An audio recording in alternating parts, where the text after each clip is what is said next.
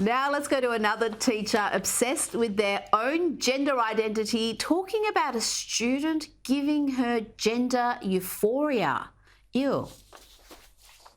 I am a non-binary middle school special education teacher, and only my two paraprofessionals know that I'm non-binary, because that's not like a conversation I want to have with parents and admin right now.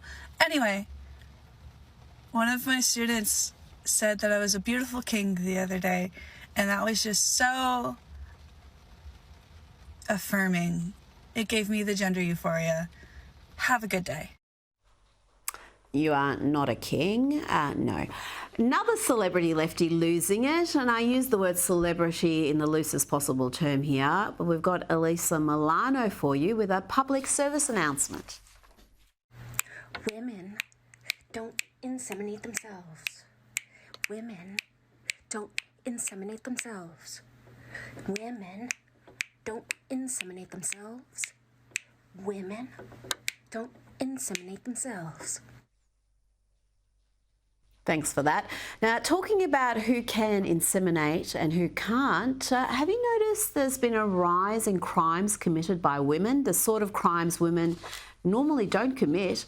Of course, many of these women share certain characteristics like being natural-born men. Here's the latest example, and good on the Daily Mail for at least noting in their headline that the accused here is a transgender woman. Normally the headline misses that detail and the story just refers to a female offender, a woman. Now this one calls themselves Abby Taylor. They're standing accused of dumping soiled adult nappies at children's nurseries and offences such as criminal damage by smearing excrement on milk bottles intended for consumption by small children. Woman, yeah, I don't think so. Abby Taylor, whose real name, as it appeared on the court list, is Martin Tarling, said that he prefers to be addressed as Taylor and prefers she, her pronouns. And of course, everyone has to respect that. I don't know about you, but what we just heard about there sounds like, I don't know, a mental illness that requires treatment, not validation and affirmation. Now, let's see what the Biden White House is up to and see how even the little things differ dramatically from the Trump era. Take the First Ladies and their Christmas celebrations. Now, watch this and see if you can note the subtle differences between Melania's and Jill's offering here.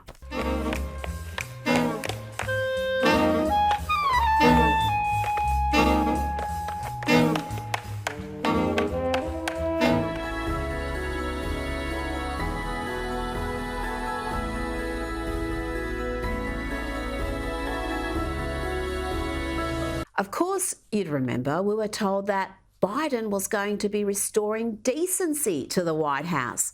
Let's have a look at how that's going.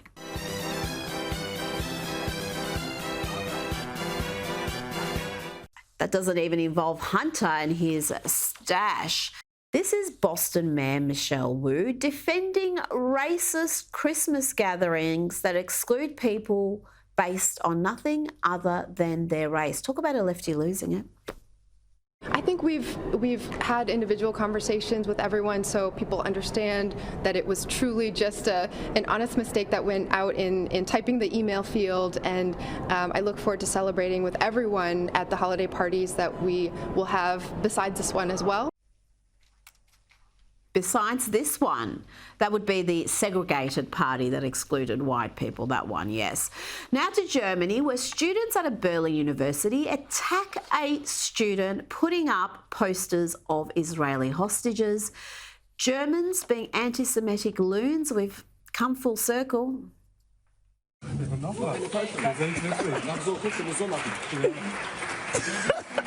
Okay, gut, ich mache weiter. Es ist unsere Aufgabe, in diesen Zeiten müssen einen Widerstandsfront bilden, der aus bedingungsloser Solidarität geboren werden kann. Denn das Ausmaß der zwischenimperialistischen Konflikte. We've finally got an explanation of what happened with that BBC newsreader being caught giving the middle finger on camera.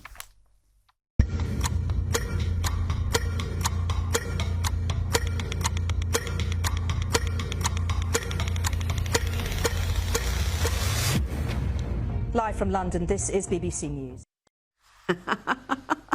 As I said at the time, it was funny. I don't know why people are so offended. Let's go to an important question now. Have you decolonised your veganism, you racist monsters? Products are unethical because I use leather, or people messaging me asking me to use vegan leather instead. And y'all, please stop. It is not more sustainable or ethical to use plastic over indigenous processed deer hide. If you want to live a life filled with environmentalism, then you need to look towards indigenous people, practices, and products. The vegan movement is so focused on the no animal rule that they're forgetting just how racist they're being. Very important to be decolonising your veganism every day. Now let's hear from this totally sane and sensible soul. This trans activist just wants to stab people. What could go wrong? Not to be like overly dramatic or anything, can we just start stabbing transphobes at this point? Like, we have such a big problem of transphobic people being f***ing idiots and not getting their shit kicked in. Can we just start kicking their shit in? It would be so much easier for everyone. The entire world would be so much better if we could just stab a transphobe. You say something transphobic, you get stabbed. The world would be beautiful. Let's hear more about gender euphoria, or to be more accurate, mocking women.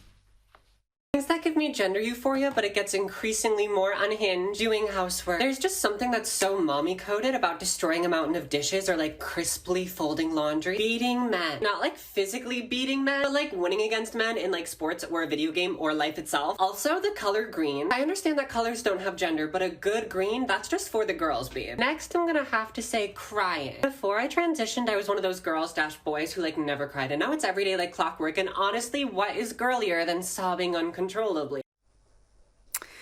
Time to check in with the far left activists of Get Up, who have some thoughts on nuclear power.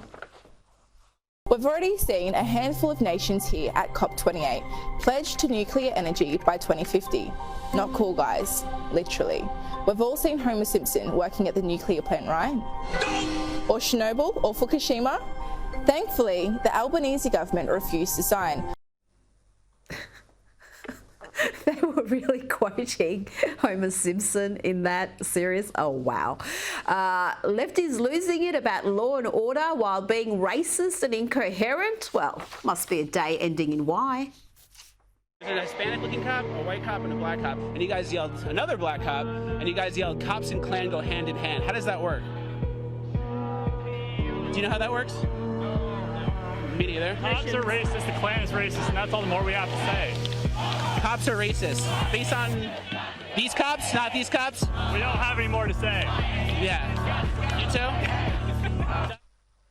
We don't have any more to say, but they always do, don't they? And it's always the whitest dude or girl who's spewing that rubbish on behalf of us brown and black folk. Now I've got something for you, a little bit special. This isn't a lefty losing it. In fact, it's the opposite. It's someone who used to be off the left, and I think they've had their eyes opened. And what Joe Rogan says here is, it's worth listening to. People that are afraid of Trump, they're like, he's a moderate. He's a moderate in this movement. And believe me, if you guys with him more, someone else is going to come along that's going to resonate with these people that realize they're getting and it's going to be just like what's happening in Argentina, where this guy gets elected and he's like, everything's got to go, and it's wild because people are very excited about that.